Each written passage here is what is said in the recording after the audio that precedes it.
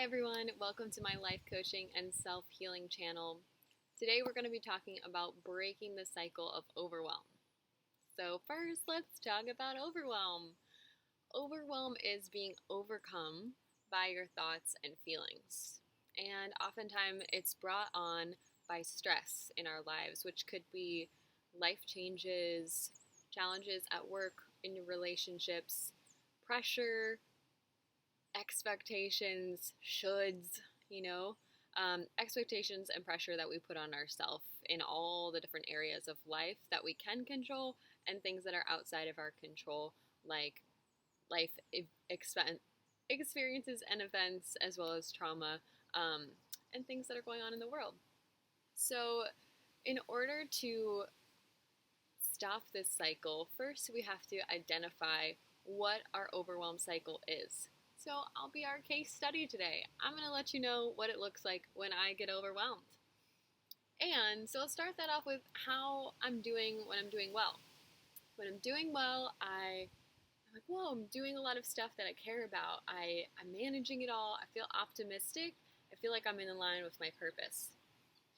And then if I'm getting closer to overwhelm, I start to be like, I'm doing a lot. And I think I need some yoga or some meditation. I need to slow down. Maybe I slow down, and if I don't, I keep going on my overwhelm cycle. I'm like, okay, I have to grind. No more fun. Take out all the fun. And slowly it's like I'm vacuuming out my life, my air. And once I become vacuum sealed, that is when I hit my breakdown point. I am in hibernation. I'm canceling things, I'm avoiding things, I'm sad, I have to reschedule, I just start to withdraw. That is my breakdown point in overwhelm. I spend some time there, and then I'm like, okay, well, that wasn't fun. How do I start getting out of it? And then I look and I'm like, okay, here's what worked, here's what didn't work. I need to work on my boundaries here. What am I actually available for? What actually works for me? And then I maybe start to go back to the beginning of that cycle, like, okay, I'm at my new normal. I know what I'm available for, and I know what doesn't work for me. And you can see that this might be cyclical. This might remind you of your own overwhelm cycle, and I've got a handout for you attached below. If you're having trouble and you want to distinguish your overwhelm cycle, I'll guide you through that. But really, what we can do is identify this pattern and not judge ourselves for it.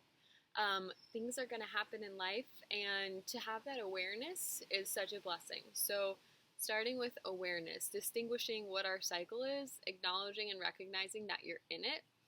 2 strategies I'll give you are slowing down and prioritizing your well-being.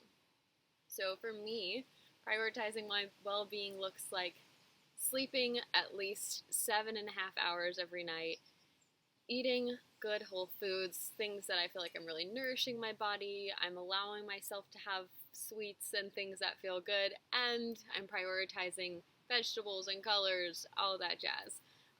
Also movement, getting out, moving my body, going for a walk, yoga, lifting weights, releasing that energy, burdensome energy that I'm holding on to, getting it out through my physical body.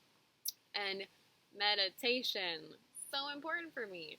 I had an experience earlier this week where I felt myself starting to get to this overwhelm cycle, and I was like, why? Why is this happening?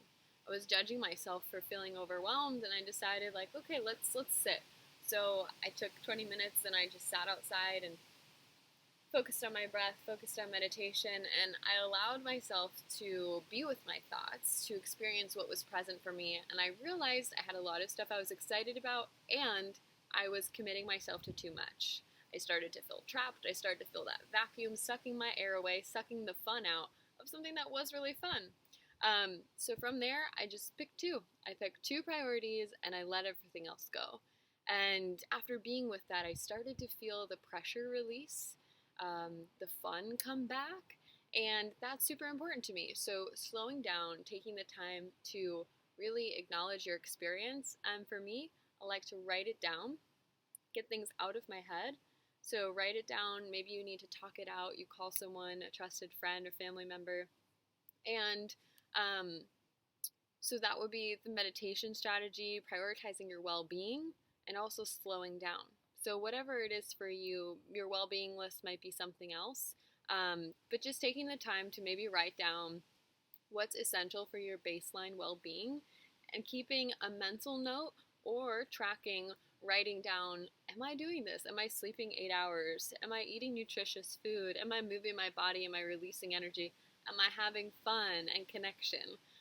So taking the time to determine what that is for you is super essential in getting yourself out of that overwhelm cycle. Um, yeah, so experiment. Maybe take 5 minutes to have a conversation with yourself this week and just check in. You don't need to be feeling overwhelmed to check in with yourself, to focus on that relationship with you. That's your number one most important relationship in life, is the relationship you have with yourself.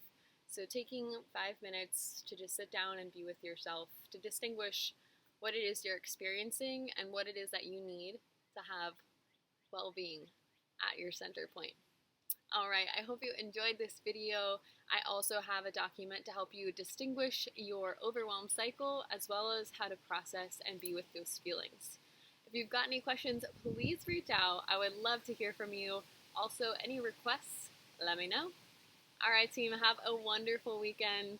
I'll see you next week. Bye.